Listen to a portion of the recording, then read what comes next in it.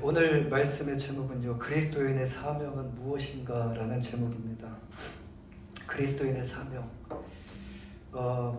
이 모든 사람들의 마음에는 함께 하고자 하는 그런 마음들이 있습니다. 그래서 이 사람들은요, 서로 관심 있는 것을 따라서 삼삼오오 모이게 됩니다. 서로 좋아서 모였어요. 서로가 관심 있고 서로가 좋아서 이렇게 모였는데 시간이 지나면서 이 서로의 말과 행동으로 고통을 받게 됩니다. 힘든 시간을 지나게 되죠. 고난을 받게 되죠. 마음속에 여러 가지 많은 상처 또 오해, 풀지 못하는 일들, 이 상처를 주고 서로가 이렇게 주고 받습니다. 왜 그럴까요? 서로가 부족하기 때문에 서로가 서로에게 상처를 주고 받습니다. 서로가 부족한데 완벽하다고 생각하기 때문에 서로에게 고통을 주면서 이런 고통을 경험하게 됩니다. 그렇다면 이 세상 모임에만 고난이 있는 것일까요? 그리스도의 일을 위하여 모이는 모임도 이와 같다라는 것이에요.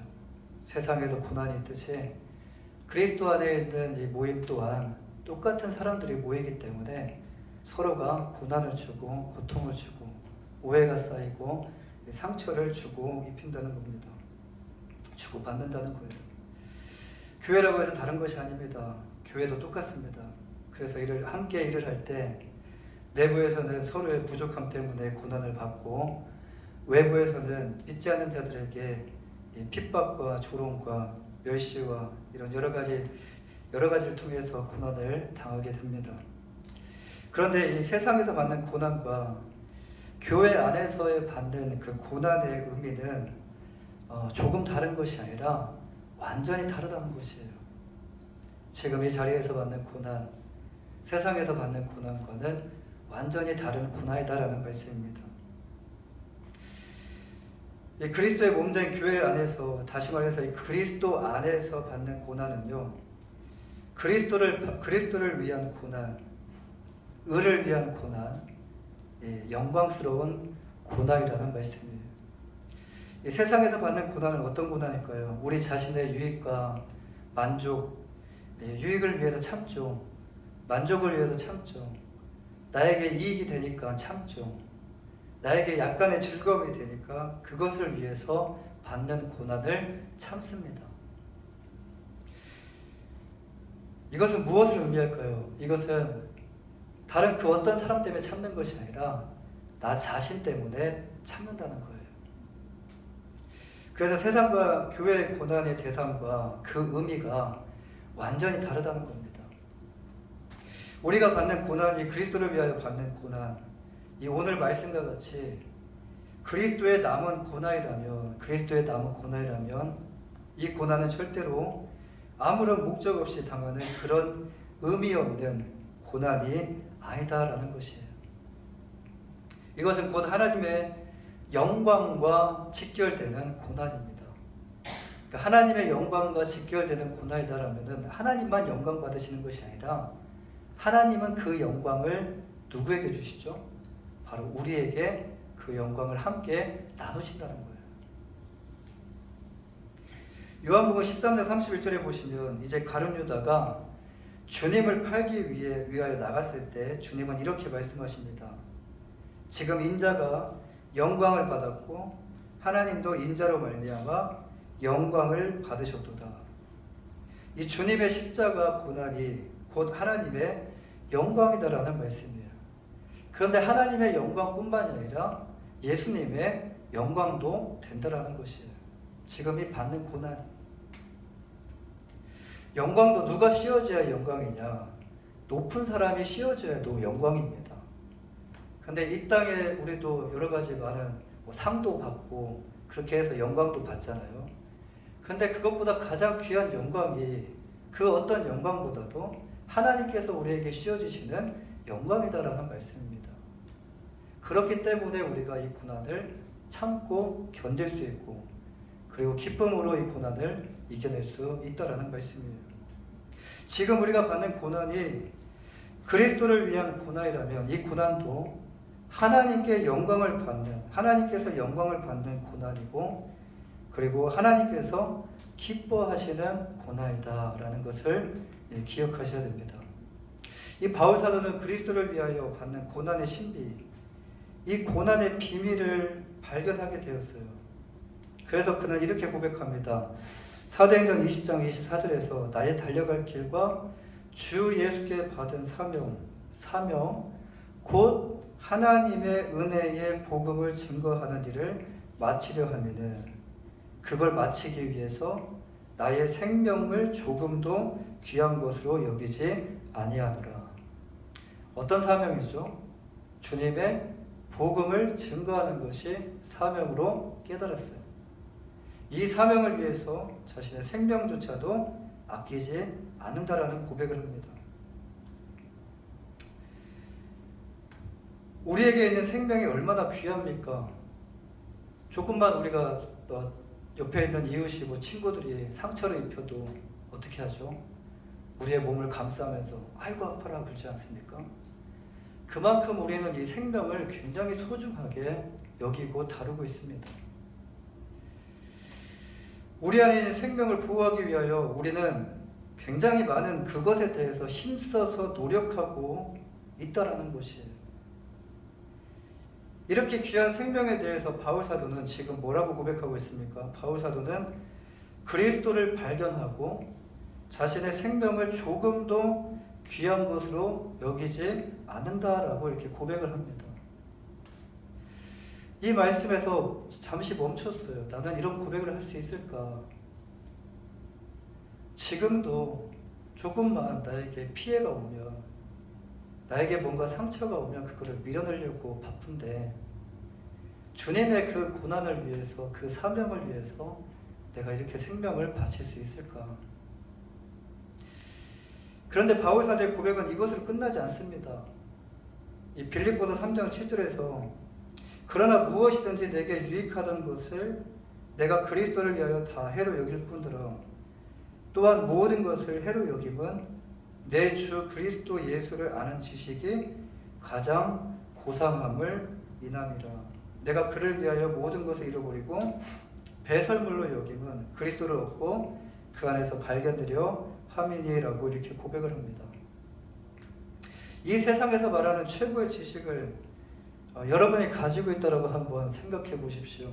근데 우리가 지식을 얻기 위해서는 그냥 얻어지는 것이 아닙니다. 피나는 노력이 필요해요.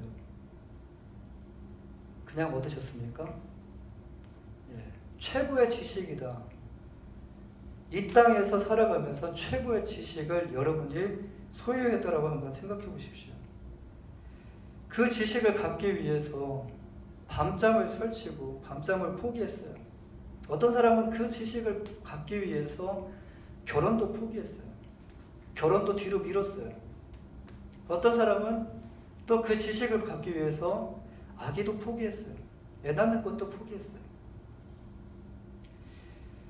이 최고의 지식을 갖기 위하여 가지고 있었던 모든 돈을 다 거기에 쏟아 부었고, 그 돈뿐만 아니라 은행에 가서 빚까지 내면서 모든 돈을 다 긁어 모아서 쏟아 부었다라고 한번 생각해 보십시오.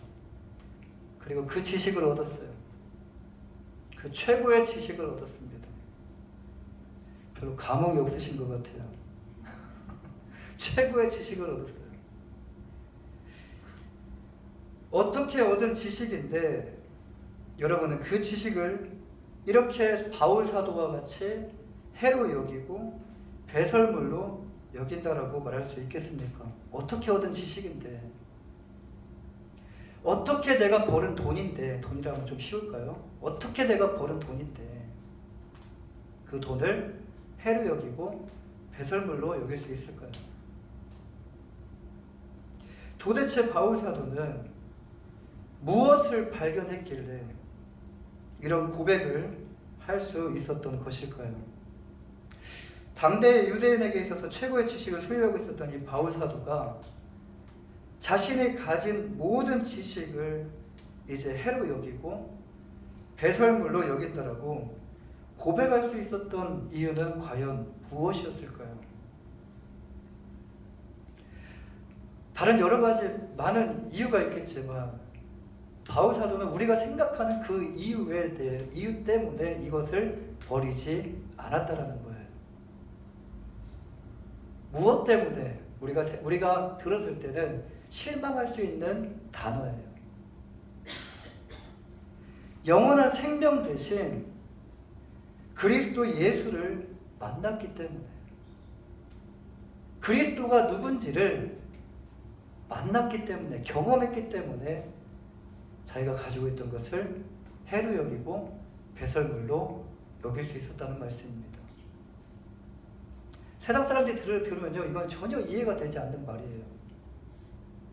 도대체 예수가 누구길래, 도대체 왜 그 하나 때문에 너희가 가진 돈, 네가 가진 지식, 이 모든 것을 해로 여기고 배설물로 그렇게 버릴 수 있느냐라고 질문할 수 있어요.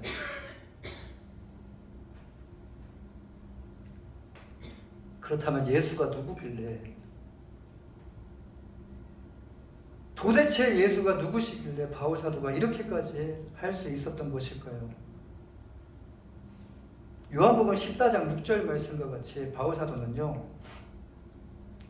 길이 되시고 진리가 되시고 생명이 되시는 그 주님을 만났던 것입니다. 인간은 누구나, 여러분 이 세 가지에 대해서 고민하고 있다는 거 알고 계십니까? 인간은 누구나 길을 찾고 있어요.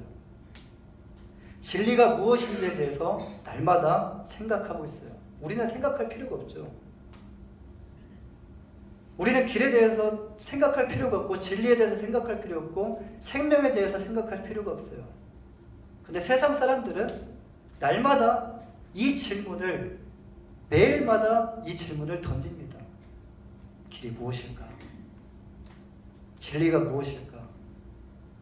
생명이 무엇일까? 영원한 길이 과연 있을까? 영원한 진리가, 참된 진리가 과연 이 땅 가운데 존재할까? 영원한 생명이라는 것이 이 이후에 있는, 이 세상 이후에 있는 이 사후세계에 영원한 생명이라는 것이 과연 존재할까? 이런 질문을 날마다 매 순간마다 이 질문을 던진다는 거예요. 우리는 먹고 살기 위해서 살아가는 것이 아닙니다. 매 순간마다 사람들은요, 이 질문을 계속 던져요. 삶이 너무 바쁘기 때문에 잠시 이것을 뒤로 하고 또 주어진 삶을 살아가지만, 여러분 이 질문은 내가 생을 마지막 그 눈 감는 순간까지 이 질문은 계속됩니다. 그런데 바울 사도는요, 자신이 생각하고 계속적으로 질문하고 있었던 이 길과 진리와 이 생명에 관한 이 문제가 해결받았다는 거예요. 그 문제의 해답이 누구시죠? 예수 그리스도라는 거예요. 할렐루야. 바울 사도는 오늘 본문 24절에서 골로새 교회 성도들에게 나는 이제 너희를 위하여 받는 괴로움을 기뻐하고 그리스도의 남은 고난을 그의 몸된 교회를 위하여 내 육체에 채우노라라고 고백합니다. 바울 사도는 길이고 진리고 생명 되신 주님을 만났기 때문에 그리스도의 몸된 교회를 위하여 받는 지금 이 고난을 기뻐하면서 이것을 견딜 수 있다라고 말을 하고 있어요. 지금 바울 사도는 어떤 처지에 놓여 있습니까? 바울 사도는 어느 대저택에서 편안하고 안락한 삶을 누리면서 따뜻한 그 벽난로 앞에서 편지를 쓰는 그런 상황이 아니라 차디찬 그 로마의 감옥에서 갇혀 있는 상황이에요. 기뻐할 수 없는 상황이에요. 마냥 즐거워할 수 없는 상황이에요. 다시 말해서 바울 사도는요, 지금 고난 가운데 놓여 있는 상황입니다. 바울 사도가 감옥에 갇히게 된 이유가 무엇입니까? 다른 어떤 죄 때문에 바울 사도가 차디찬 그 감옥에 갇히게 되었습니까? 이유는 단 하나인데요. 그리스도를 발견하고 그리스도를 믿고 그리스도께 받은 그 사명으로 그리스도의 복음을 전한 것이 그에게 죄명이었던 거예요. 물건을 훔쳐서, 사람을 죽여서, 다른 어떤 나쁜 짓을 해서 감옥에 간 것이 아니기 때문에 그는 솔직히 항변할 수 있어요. 억울합니다. 항소할 수 있어요. 풀려날 수 있습니다. 그렇게 억울한 상황이기 때문에 그는 기뻐할 수 있는 상황이 아니다는 거예요. 그런데 바울 사도는 골로새 교회 성도들에게 나는 기뻐하고 있다라고 말하고 있습니다. 지금 받는 이 고난이 무엇이기 때문에 기뻐하고 있다라고 바울 사도는 말하고 있습니까? 본문 25절의 말씀을 보면 이제 바울 사도가 고난을 기뻐할 수밖에 없는 이유에 대한 말씀이 나오는데요. 본문 25절, 우리 25절 한번 띄워줄 수 있나요? 25절 말씀이요. 25절 말씀을 함께 읽겠습니다. 시작. 내가 교회의 일꾼 된 것은 하나님이 너희를 위하여 내게 주신 직분을 따라 하나님의 말씀을 이루려 함이니라. 이 말씀을 세 번역 성경으로 다시 읽어보면요. 나는 하나님께서 여러분을 위하여 하나님의 말씀을 남김없이 전파하게 하시려고 내게 맡기신 사명을 따라 교회의 일꾼이 되었습니다. 주님께서 만삭되지 못하여 난 자 같은 자신에게 찾아와 주셔서 은혜 베풀어 주시고 구원하여 주신 것만으로도 감사한데 거기서 끝나지 않고 사도의 권위를 부여해 주시고 사명을 주셨기 때문에 이 복음을 증거할 수 있는 이 사명을 주셨기 때문에 나는 기뻐합니다 라고 고백하는 겁니다. 그 사명이 무엇이죠? 예수 그리스도의 복음을 전하는 것이 하나님께서 바울 사도 자신에게 맡기신 사명이다라는 말씀이에요. 질문 하나 드리겠습니다. 그렇다면 그리스도인의 사명은 무엇일까요? 여기서 우리는 그리스도의 사명이 무엇인지 지금 이 대목에서 우리는 발견할 수가 있는데요. 하나님은 그 시대를 구원하고자 하실 때 이 바울 사도와 같이 하나님의 사람을 세우시고 하나님의 그 사명을 부어 주십니다.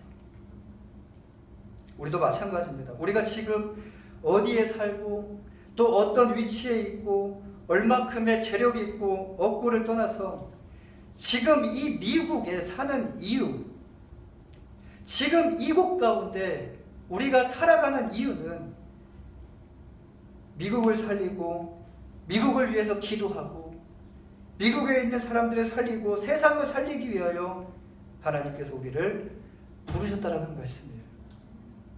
하나님께서 복음 증거의 사명을 감당하게 하시기 위하여 우리를 이곳 가운데 부르셨다라는 말씀이에요.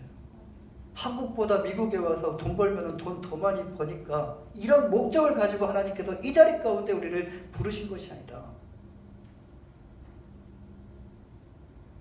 복음을 증거하게 하시기 위해서 더 고차원적인 뜻이 우리 안에 있기 때문에 우리를 부르셨다는 말씀이에요. 그 사명을 위하여 우리에게 살 수 있는 신분을 주셨어요. 그리고 직장을 주셨고 우리에게 힘을 주셨고 건강을 주셨고 우리에게 재력을 주셨어요. 마태복음 28장 19절 20절 말씀을 보면요. 그러므로 너희는 가서 모든 민족을 제자로 삼아 아버지와 아들과 성령의 이름으로 침례를 베풀고 내가 너희에게 분부한 모든 것을 가르쳐 지키게 하라. 볼지어다 내가 세상 끝날까지 너희와 항상 함께 있으리라. 예수님은 땅끝까지 복음 증거하는 사역을 교회의 가장 중요한 사명으로 맡기셨다는 말씀이에요. 그것을 깨닫는 것이 사명을 깨닫는 것이에요. 우리를 통하여 교회를 살리고 우리를 통하여 지역에 믿지 않는 사람들을 살리기 위한 하나님의 놀라운 계획이 바로 교회 안에 있다라는 말씀이에요. 하나님은 우리에게 이 사명을, 이미 사명을 주셨어요. 이미 사명을 우리에게 주셨어요. 우리는 하나님께서 이미 우리에게 주신 이 사명을 가지고 그 사명을 이루며 우리는 살아가야 됩니다. 사명을 모르기 때문에 힘든 거예요. 사명을 아직 발견하지 못했기 때문에 힘들고 괴롭고 날마다 힘든 삶을 살아가는 거예요. 사명을 발견한 자는 행복합니다. 사명을 소유한 사람은요, 그 어떤 장애도 이제는 더 이상 문제가 되지 않습니다. 그 장애물을 넘어서 이제는 그 장애물을 넘어서 정복하게 돼요. 사명을 발견한 사람 앞에 놓인 장애물은요, 더 이상 이제 장애물이 될 수가 없어요. 그 장애물 속에서 하나님이 주신 사명을 더 깨달을 수 있기 때문에 그렇습니다. 하나님이 주신 사명을 발견하고 그 사명 가운데 사는 사람이 가장 행복한 사람이라는 말씀이에요. 돈을 많이 버는 건 행복할 것 같죠? 그러나 많이 벌었더니, 저는 많이 안 벌어봐서 잘 모르겠습니다. 근데 많이 벌었더니 근심만 더하더라 라는 말이 있어요. 지식을 많이 쌓으면 행복한 것 같죠? 근데 지식 때문에 이 지식 많이 쌓았더니 머리만 번민에 가득 차더라. 그러니까 아는 게 힘이다라는 말이 있지만 또 반대말로 이런 말이 있어요. 모르는 게 약이다 라는 말이 있어요.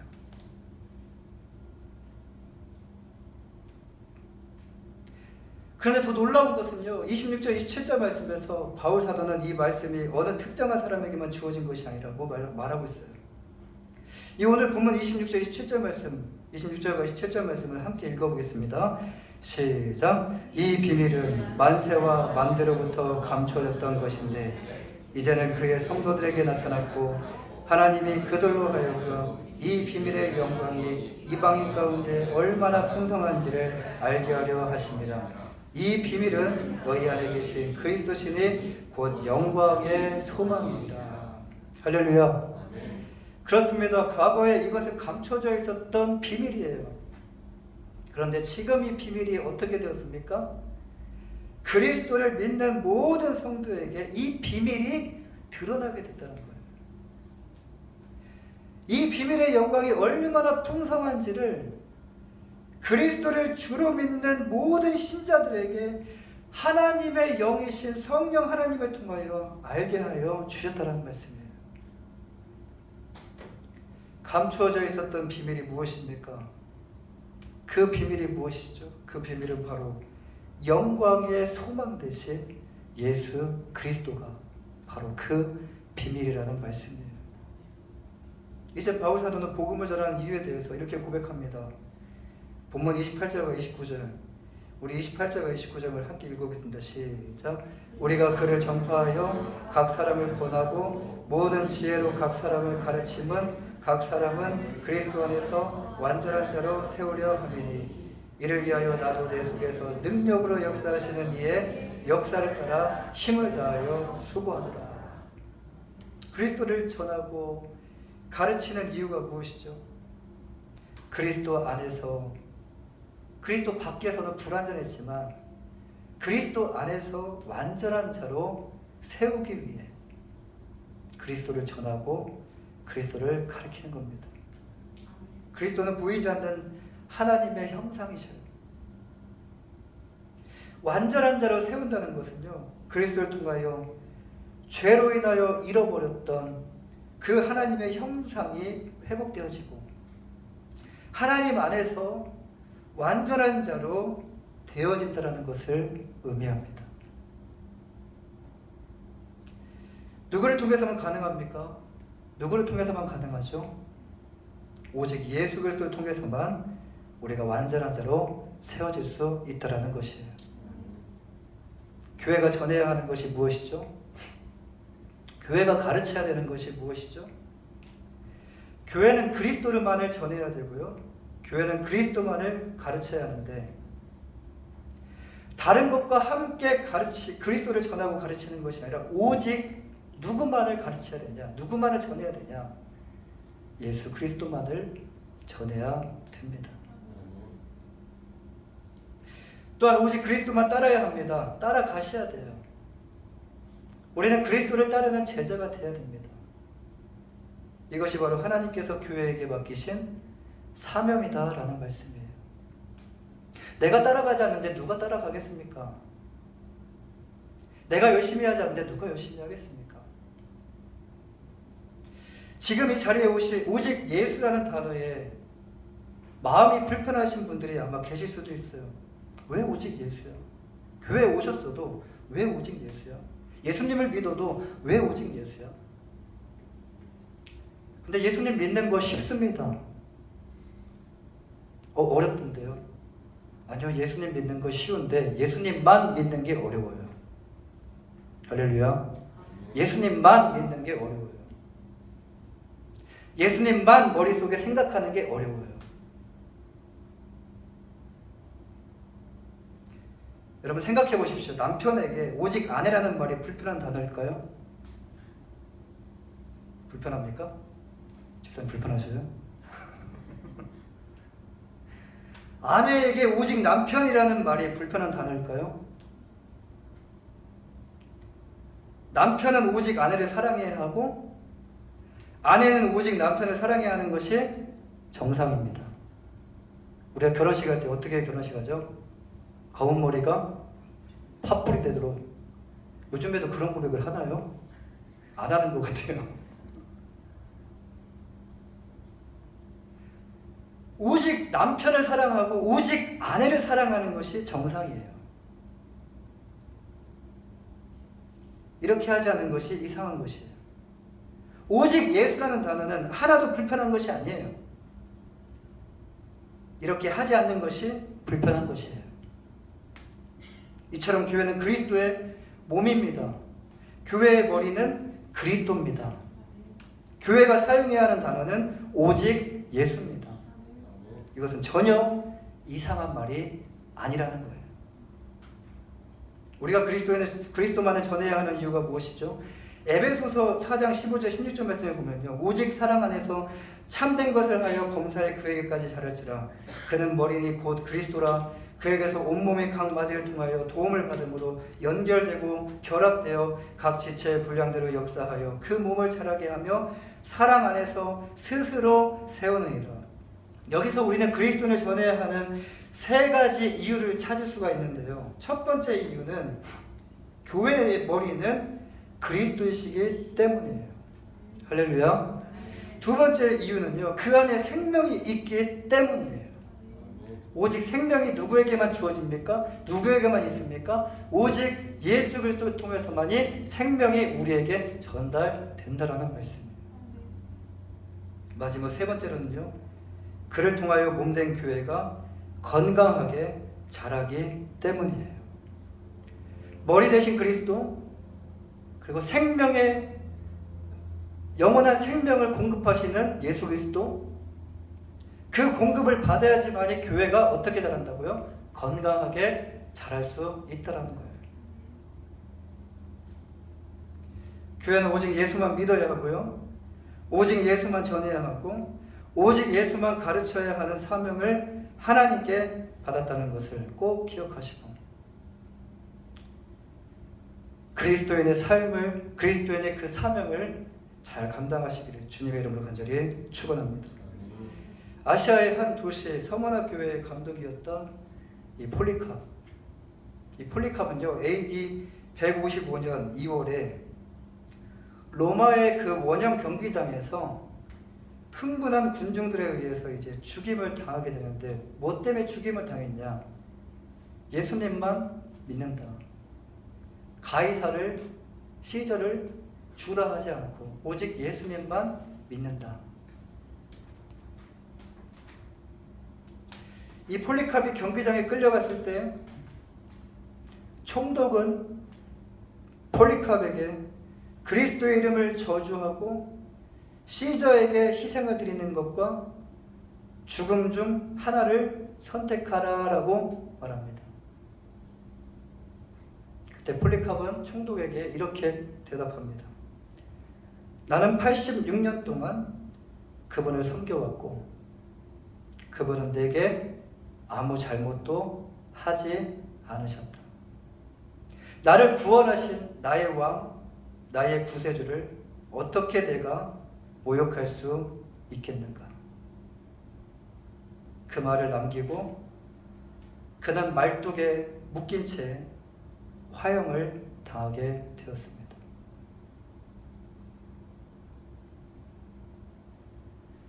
사랑하는 여러분, 그리스도인의 사명이 무엇이죠?